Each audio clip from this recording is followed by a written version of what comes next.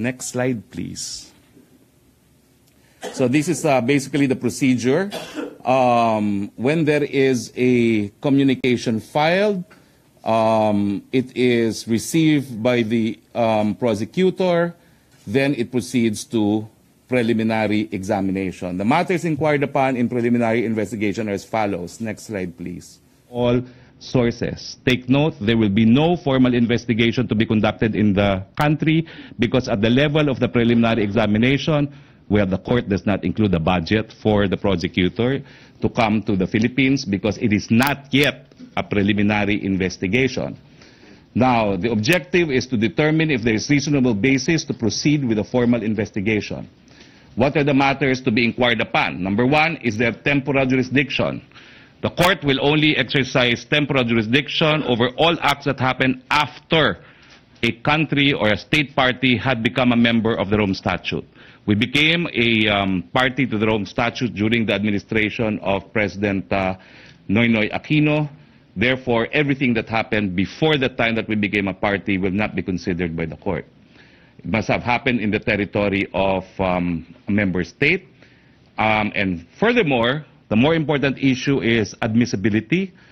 Remember, the International Criminal Court is not a court of first instance.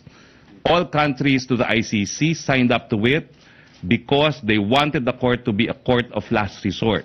This is implemented by the principle of complementarity, which says that the International Criminal Court will not exercise jurisdiction unless domestic courts are unable or unwilling to exercise jurisdiction.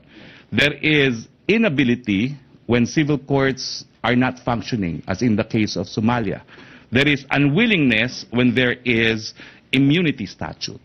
Yes, we have immunity for our presidents, but they subsist only during their tenure in office. As we have shown the world, 2 of our past presidents went to jail immediately after their terms of office. I refer to that to show that there is no unwillingness in the Philippines because obviously a president can be prosecuted for any acts committed after his term of office. And that is why it is the position of the president that the case is inadmissible.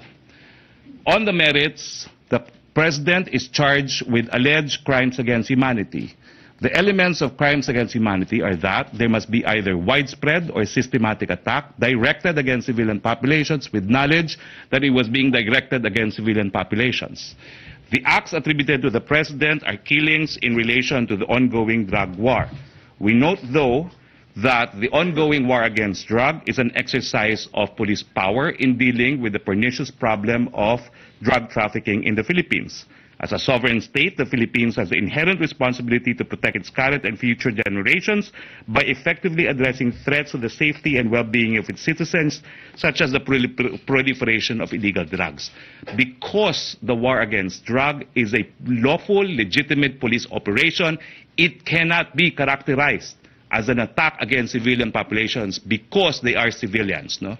It is a lawful use of force, and therefore we submit likewise that on the merits, the element of directing an attack against civilian populations is simply lacking.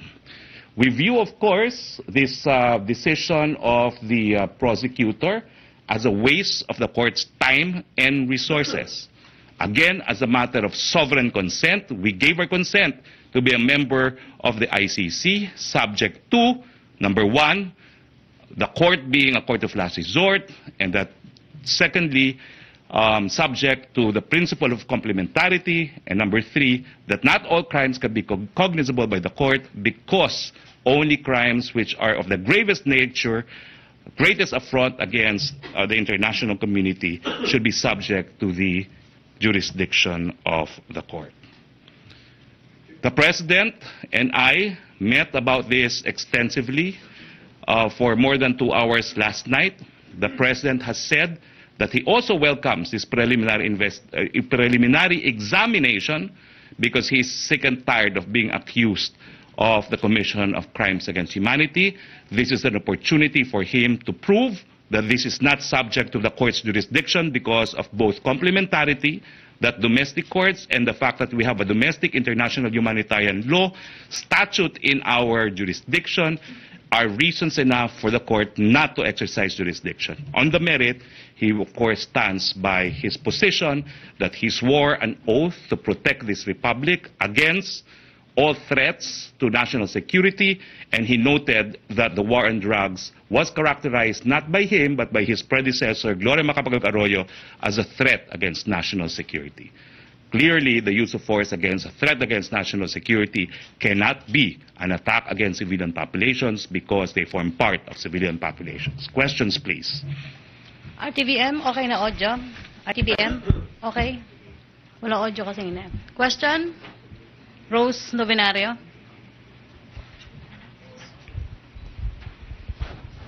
Sir, yung diniscuss niyo po, ito yung kasong isinampa sa tungkol kay Matubato and ano? Hindi po yan kaso. It's a communication. Wala pong kaso pa because there is only a preliminary examination. So if they think they have indicted the president, that's so wrong. They wish. So may sakali magpatawag po ng kinatawan ng Philippine government, sino po yung posible magpunta ron? Wala pong ipapatawag dyan because earlier in my slide, in the assessment, it's just collection and verification of information.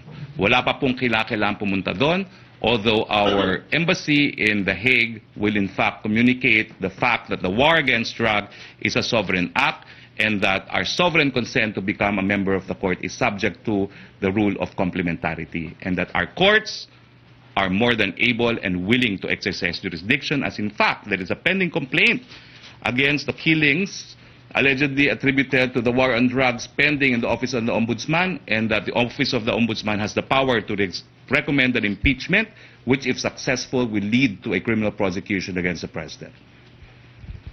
Sir, sa palagay po ninyo, may kamay dito o may kinalaman dito yung kalaban sa politika locally ni Presidente? In fact, sila pong behind this. Obviously, there's been concerted Public relations initiative against the President, probably to coincide with February.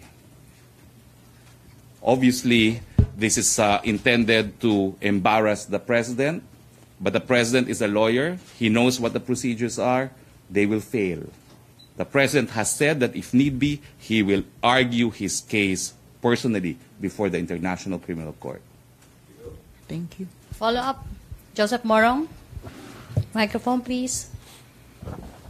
Okay, so we acknowledge that it's a very early stage, preliminary examination. But did you say that if it does proceed with the whole shebang, the President is willing to face the ICC He himself? said he wants to be in court and put the prosecutor on the stand to ask who prodded you to proceed to preliminary examination, because it is the suspicion of the President that it is of course the domestic enemies of the state behind this.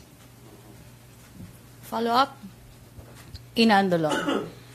Sir, just to be clear doon sa process kanina, is Malacanang, is this based from a complaint or communication It's not a complaint. filed? It's a communication because there's no complaint yet. There's no charges yet.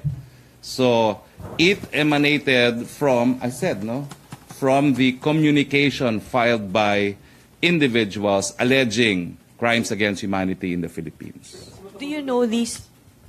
Do you All know I these know is it individuals? was Senator Trillanes and Jude Sabio, and Matubato was a witness, if I'm not mistaken.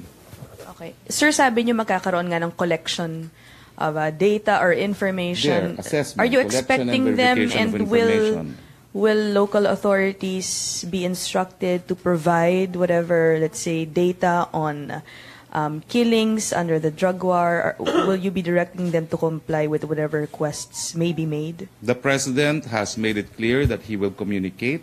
He will assert the principle of complementarity. He will assert the legality of the war against drug as a valid exercise of sovereign powers, and therefore the element required for a crime against humanity is lacking. Sir, if the ICC prosecutor requests for data on the killings, will the PNP or other concerned agencies be required by Malacanang to comply with the request? Of course, because the data on killings alone will not prove anything. The mens rea is you kill them because they are civilians, and the only reason why you kill them is because they are civilians. But if it is because of a lawful sovereign act to deal with the problem of illegal drugs, it is the position of the President that this cannot be the element required for a crime against humanity. Sir, similar lang dun po sa tanong ni Rose kanina. You don't see the need to form a team yet to handle this for future scenarios that may arise from this? The President has made, the President himself is a lawyer. He looks forward, in fact, to engaging the prosecutor of the court. Thank you, sir. As a former prosecutor himself. Follow-up, Joseph Morong. So I'm just going back to the previous statements of the President with regard to the ICC. He said before na parang he doesn't fear that because paano ba yun? Wala namang kulungan yata yung ICC. May mga points siya na niraise na ganun. At the end, as a question of procedure, sir, assuming we reach the end of the point, of the procedure, no? Paano ba yun? Yung ICC will, if there's going to be any punishment, paano yun? Nothing. The ICC relies on state cooperation for arrest of individuals, although this is speculative. But right now, they have a problem. They have charged a sitting president, al-Bashir, and they're not able to apprehend him because no state cooperates. So meaning, sir, even if they exercise their power, parang at the end of it, will they be able to really impose anything? In the case of al-Bashir, nothing. Do you think in our case, they will be able to do that? In our case, they will not go beyond preliminary examination. Okay. Sure. Okay, follow-up question. Other issue? Ace Romero. Secretary, pwede nyo ba kaming bigyan ng information about yung naging meeting ng Pangulo with the labor groups? Well, it was closed doors, and although I was invited, I had previous engagement, but I was made to understand that he asked for more time to issue the executive order on ENDO. And that's all that I was informed by head of protocol. Bakit po kaya pinag-aaralan pa yung mga documents? He's studying the matter more thoroughly. Okay. How about yung meeting po with the ambassador of Kuwait? The meeting happened, but again, it was only a bilateral meeting. No one was. Yan po si Presidential Spokesperson Harry Roque. Sa isang press briefing po sa Malacanang, sinasabi that the President welcomes ang latest balita po dito ay isang preliminary examination mula po sa ICC or ang International Criminal Court. Meron po itong kaugnayan sa tinatawag na communication at hindi daw ito complaint o kaso. Ayaw po itong tawaging complaint o kaso ni Secretary Roque. Bagkus isang communication na ifinail ng ilang mga individual. Kasama po dyan si Senator Antonio Trillanes, si June Sabio at si Matubato po sa International Criminal Court o ICC. Sabi po ni Secretary Roque, handa daw si Pangulong Rodrigo Duterte na magpakita sa korte, pumunta sa korte at kausapin at questionin ang prosecution dahil po sa preliminary examination na ito. Patuloy din pong sinasabi ni Secretary Roque at pinagdedepensahan ang war on drugs ng gobyerno. Isa daw itong parte ng isang sovereign act at ito po ay isang exercise ng police power para po labanan ang droga dito sa Pilipinas. Isa po sa mga tanong na galing sa media ay kung humingi daw ng ilang data ang ICC at mag-request po ng data, ay bibigyan daw po ng gobyerno. Ang sagot dito ni Secretary Harry Roque ay oo. Last December, you talked about Sa ibang balita, pinaiimbestigahan ni Senate Committee on Agriculture Chair Cynthia Villar ang issue ng shortage o kakulangan ng bigas ng National Food Authority. Bumaba na kasi sa 2 araw ng stock ng bigas ng NFA. Aminado ang gobyerno, paubos na nga ang buffer stock o reserba ng NFA rice. Pero kanila pong paglilinaw, may iba pa naman umanong mapagkukunan ng bigas. Marami pong mga commercial rice at iba pang mga rice na nasa merkado.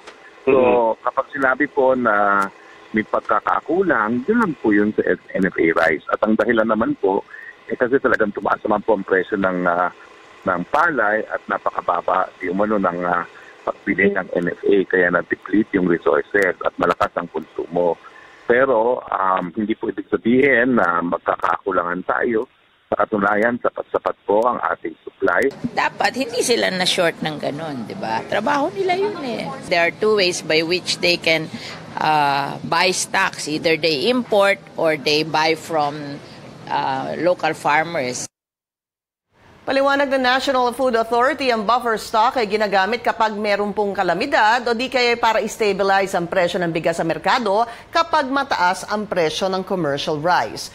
Mas mura ng mula 6 hanggang 30 pesos kada kilo ang NFA rice kumpara sa commercial rice dahil subsidized ito ng gobyerno. Nobyembre noong nakaraang taon pa raw, hiniling na ng NFA na mag-import ng bigas dahil mahal ang supply mula sa mga local farmers. Pero hindi pa naaprubahan ng NFA Council ang kanilang request.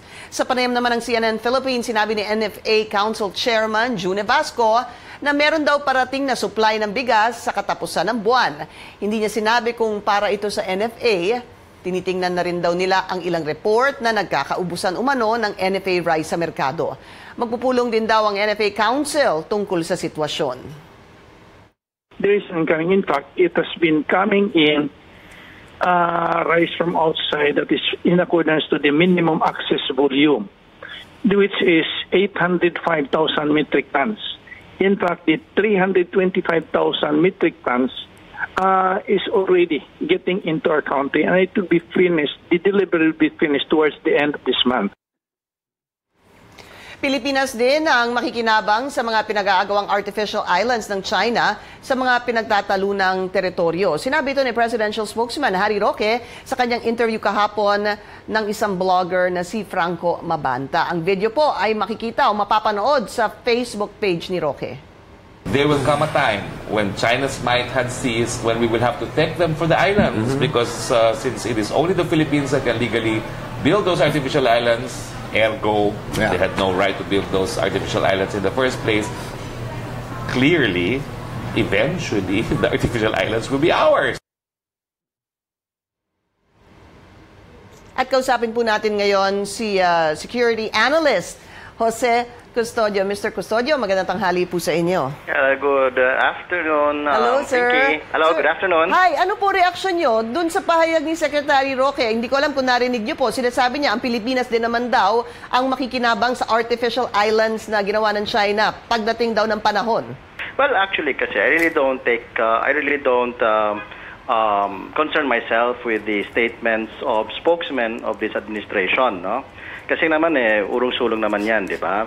Today, there's a statement. Tomorrow, they'll say they're just joking. So I am looking at this as Harry is basically tongue-in-cheek yan, yung remark na yan, no? Hindi naman yan ano to. Ang concern ko basically, however, is what is the message? What is the image we're sending to our neighbors, no? Our allies, no?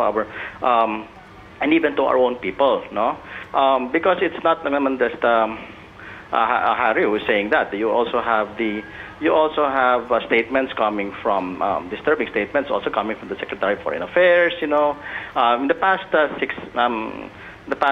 year and a half of this administration, we've seen disturbing comments from public officials, no? Okay. And that represents a very flippant, kung sa English, flippant attitude towards a very serious security threat, no?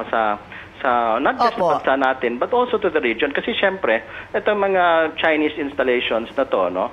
Hindi naman lang tayo ang maapektuhan yan Pati ibang bansa no? Vietnam, lahat yan. Tumitingin sa atin ngayon yan at nag-iisip, ano bang gagawin ninyo dyan? Ayun na nga po ang susunod na tanong. Meron ho ba tayong dapat gawin? Nakausap po natin si Senator Kiko Pangilinan recently. Ang sabi nga niya, dapat daw, dalawang bagay ang pwedeng tingnan. Una, mag-file ng protest. Yes. Pangalawa, magsama-sama daw yung mga claimant countries. Exactly, mag-file ka ng protest. Tama yan. Kasi nga sabi nga ni Justice Carpio, you file protest to show that is your territory, no? We're not even filing protest anymore, no? So parang sinasabi natin, that's China's territory already, no? Kasi dapat naka-encode yan, no? Naka-record yan. Put on record. Yeah, naka-record yan, no? The second also is that yung sa international public opinion, dapat tayo ang nagmo-mobilize niyan, no? Kasi we were the ones who filed the arbitration case, di ba? And following that, the plan was to mobilize international opinion to pressure China to behave, and at the same time to allow countries na to find a way in a common manner or in a united manner to how to deal. Hindi yung paisa-isa lang, no? Sa ngayon kasi we practically ceded everything to China na, no? So pati mga ibang bansa natin, minsan may makausap ang mga diplomat sa ibang bansa, sinasabi din nila na hindi nila din makausap yung counterparts nila dito regarding that, no? Kasi parang iwas na tayo umiiwas na tayo no? So wala tayong ginagawang steps na palakasin ang international commitment. Pero no? matanong ko, nung nakita niyo po itong mga litratong ito na exclusive nga nung Philippine Daily Inquirer, Yes. ano ho ang inyong naging reaksyon? Nagulat ho ba kayo at the pace by which nakita niyo po itong mga litrato? Well, again, I would expect the Chinese to have fine-tuned these defenses of theirs by or their militarization by this time, no? Actually, matagal ko na actually even before sinasabi ko na nga malapit na matapos yung China, yung ng China, yung kanilang militarization ng area na yan, no? So, ang nagugulat na ako is the responses coming from our side, yung Philippines. Yun na nakakagulat, no? Kasi parang andyan na tapos parang, wala tayong magagawa. It's usually wala tayong magagawa. It is kasi yun nga, isipin mo, hindi lang yan statement na narinig ng ating mga tao, na mga Filipinos. Narinig din yan ng mga Vietnamese, narinig ng mga Indonesians, no? So, tataka sila, anong balak ng Pilipinas? Are you going to be part of a security threat to us? No? Kasi that's the long-term implication of that. Our country might be seen by other countries in the region as a security threat already kasi we're allowing China to militarize the entire area without doing anything. Okay, maraming salamat po sa inyo, sa security analyst, Jose Custodio. Thank you, sir. Naghain naman ng reklamong plunder sa Justice Department ang Volunteers Against Crime and Corruption laban kay Trade Secretary Ramon Lopez. Nasa Maynila ngayon ang aming correspondent na si Anjo Alimario. Anjo, ano daw batayan ng reklamo kay Lopez? Pinky, mahigit 1 bilyong piso raw ang nawala sa gobyerno dahil sa paglabag ng Hyundai sa Motor Vehicle Development Program. Kasama sa programa ang pagbibigay ng 1% preferential tariff rate sa importasyon ng mga completely knockdown units. Ito raw kasing Hyundai, ayon kay Atty. Ferdinand Topacio ng VACC, ay nagpalusot at sinabing ang dinadalang sasakyan dito ay completely knocked down units. Ang lumalabas naman daw ay completely built units pala yung dinala dito na dapat sana 30% ang babayaran nitong taripa. At dagdag pa ni Topacio na kulang na lang daw sa mga sasakyan ay gulong at baterya. Paliwanag ng VACC, ito raw si Lopez ang nag-aproba sa qualifications ng Hyundai para masali sa incentive program. Nung ilabas daw, itong accreditation ng kumpanya ay hindi pa raw nagko-comply sa mga requirement. Lumalabas daw na may sabwatan sa pagitan ng mga opisyal ng Hyundai at ni Lopez. Inupian din daw ni Lopez itong motion for reconsideration ng kumpanya na magbabalik sana ng pera sa gobyerno. At maliban nga sa plunder, ay sinampahan din ang reklamong technical smuggling at estafa sina Lopez at mga opisyal ng Hyundai. At tinanong din natin itong VACC kung bakit dito sila sa Justice Department nagsampa ng reklamo at hindi sa Ombudsman. Paliwanag dito Pasio, may concurrent jurisdiction naman daw ang DOJ at may mas tiwala sila dito sa DOJ kesa kay Ombudsman Conchita Carpio Morales. Pinky? Maraming salamat sa iyo, Anjo Alimario, nag-uulat. At susunod, mga abogado ni Vice President Leni Robredo at dating Senador Bongbong Marcos hindi pa rin nagkasundo sa paraan para mapabilis ang recount sa pagka-vice-presidente. Ang detalye sa pagbabalik ng balitaan dito sa CNN Philippines.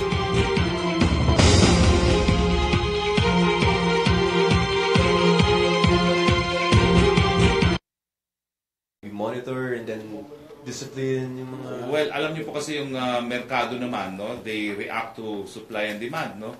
Siguro po lumakas lang talaga ang consumption natin, no? Dahil una-una, napakadaming abiryang nangyari, kaya naubos na yung stockpile natin ng bigas. Pangatlo, nagkaroon din ng kakatapos lang ng Pasko. So, yan po yung mga bagay-bagay, no, na dapat makonsidera. Pero pag dumating na po yung 305,000 325 metric ton, sigurado po naman baka bababa ang presyo ng bigas dahil napakalaking volume po yan. Okay, Ina, last NFA rice, then last two questions. NFA. Sir, ang sinasabi po kasi ng NFA administration,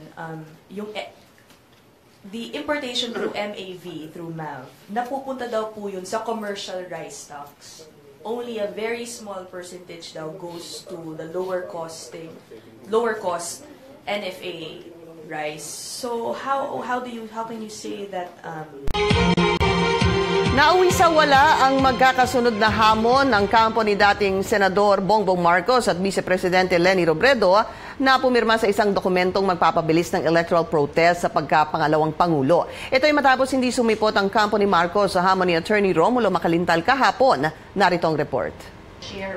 Hindi man nagkita kahapon, nagharap naman ang mga abogado ni na Vice President Leni Robredo at former Senator Bongbong Marcos ngayong araw.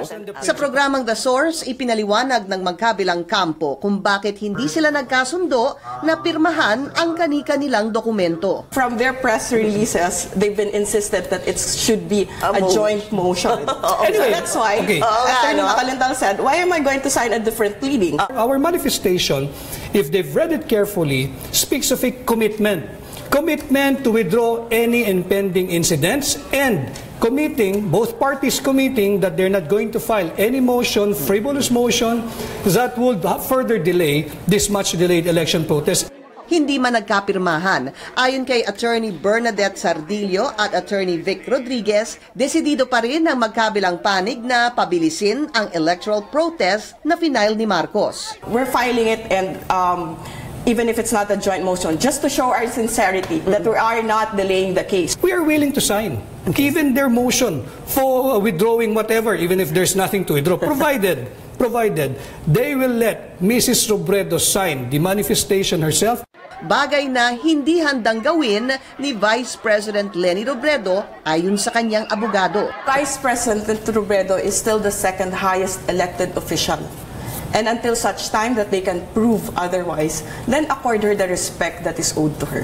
Matatandaan sa isang media briefing, iprinisenta ni Marcos ang anyay questionabling mga balota sa pagka-vice-presidente. The reason why we had a media briefing last week is because of our discovery of the mysterious squares that appeared on the ballot images na hindi naman po dapat naroroon. Kung nagtanong lang po sila sa COMELEC at nag-participate sila sa source code review, ay hindi sila magugulat bakit may ganyang feature. Umapela rin ng kampo ng Vice President na itigil na ang panggagamit sa kanyang pangalan ni Marcos. Please stop using the name of Vice President Robredo in this theatrics. Okay. Because we have to face it. If they wanted something done from the Presidential Electoral Tribunal, if you want something from the court, where do you file it? You go to the court. Sorry, we are not running this 2019. We don't need her to advance the political agenda of Senator Marcos. He's not going to run for Senator. He is not running. We will finish this election protest. But sa kabila nito, tuloy ang recount ng mga balota sa March 19 na una nang idineklara ng Presidential Electoral Tribunal o PET. Pinagdadampot ng mga social worker sa Maynila, mga kabataang 10 oras na ng gabi ay pakalat-kalat pa sa mga kalsada. Narito ang report ni Trisha Terada. Habang tulog na ang karamihan, ang mga batang ito ay nakikipaghabulan pa sa mga otoridad para takasan ang pag-rescue sa kanila. Bawal na raw kasing kakalat-kalat ang mga bata pagsapit ng alas 10 ng gabi. At ang ilang mga magulang ay nagpupumiglas at nanghihiyaw sa tangkang mapigilan ang mga otoridad. Hindi na makasama yung kapatid ko eh! Bawal po yun eh! Lumabas na yung kapatid ko nag-isip! Sabi ng Manila Social Welfare Department, hindi raw ito implementasyon ng curfew, kundi isa lamang regular na pagsagip o rescue operation para sa mga batang nasa kalsada papasado alas 10 ng gabi. Dapat nga daw ay alas 7 pa lamang ng gabi ay nasa loob na ng bahay ang mga bata. Mismo mga opisyal na ng barangay ang humihingi ng saklolo sa mga social worker at mga pulis. Concern kasi namin yung mga bata, inaabot na talaga ng 10 oras ng gabi. Pagka nandyan na kami, magtatakbuhan na. Ang problema, nagkukosto sila ng trouble, nagbabatuhan. Makikita mo minsan nagiinuman, mga minor. Madaling araw ng Huwebes, sinibababa sa 18 bata ang na-rescue mula sa iba't ibang kalsada sa Maynila. Kabilang narito ang 1 taong gulang na bata kasama ng kanyang amang natutulog sa kalsada. Pero mga karamihan ay mga teenager. Napauwi na nga po kami. Sila ay dinala sa Manila Rescue Action Center at inilipat sa Boys Town matapos iproseso ang mga detalye at pagkakakilanlan. Hindi rin sila basta-basta mababawi ng mga magulang. Kailangan magsumite ang mga magulang ng ilang dokumento at sumailalim sa counseling para magabayan din umano ang kanilang mga anak. Sa ating mga magulang, sana naman bilang kung tayo mga responsable, dapat 'di ba ang bata nasa loob na ng bahay. Hanapin na natin pagtungtong pa lang ng alas 6 kasi mas maganda na maging proactive tayo kaysa naman may disgrasya na nangyari doon pa lang tayo 'di ba? Aaksyon. Trisha Terada, CNN Philippines.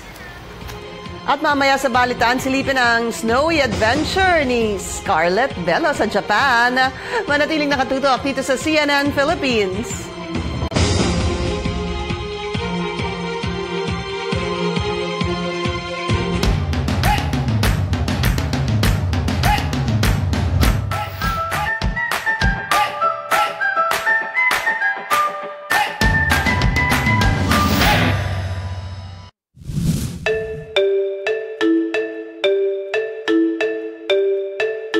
Mayong buntag kaninyong tanan, kini ang inyong makita sa St. Peter Church.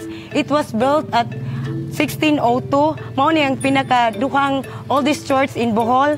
Unya makita nato ang hinungdan niini mao ang paglinog ug makita ninyo ang mga tawo nga nagbuhat for rehabilitation. Hugmo si Mahal, sir. On October 15, 2013, Boholanos were shocked in broad daylight by a magnitude 7.2 earthquake that damaged several historical churches and major infrastructure in the province. Parang ghost town, wala na kaming makikita na magandang tanawin dito sa lubok. But years after, Bohol was able to rise from that tragedy. Damaged roads were rehabilitated, houses were rebuilt with stronger foundation, and centuries-old churches were reconstructed from the rubble. But for some of these historical landmarks, like the Santa Cruz Parish Church in Maribojoc and Our Lady of Light Church in Loon, which totally collapsed, it will take time before they can be brought back to their original form. We are here at Our Lady of Light Parish in Loon, Bohol, and this is one of the churches that was declared totally damaged. And as you can see right now, we are trying to reconstruct the church through the help of the government, and we hope and pray that this project would end in 2 years' time. Meanwhile, parishioners celebrate Mass in a makeshift church beside the ruined site. But despite tragedies faced long ago, the province of Bohol has come a long way in rebuilding what was lost and strengthening its people. Its new slogan, Behold Bohol, has helped strengthen the province's position as a prime eco-cultural tourist destination. It's very interesting because Bohol has everything that you want to see in a tourist destination. It is a unique island with diverse attractions. So we said, Behold Bohol. Behold Bohol can be behold the taste, behold the friendly people, behold the chocolate hills, behold the beaches, behold the dive sites, behold the relics of the past and the heritage. Everything that you see in Bohol is something to behold. Tourist arrivals in Bohol have even increased by 156% after the earthquake struck. And with the construction of a new Panglao International Airport, Bohol expects more tourists, both local and foreign. So with our international airport, we are very excited to open our doors to our ASEAN neighbors. So a lot of excitement is going on in Bohol, not only in tourism, but in trade, in commerce, in mutual exchanges of culture and education. These are opening the frontiers of Bohol's development. So for a visitor who comes to the province of Bohol, just enjoy. From a disaster, Bohol has transformed into a major player in tourism. Beyond stories of resilience, Bohol holds a treasure trove of stories and adventure waiting to be discovered. Bohol is a lovely place. I like it. Oh, Bohol is really good. All people come to Bohol! Eco-cultural tourism. More fun in the Philippines.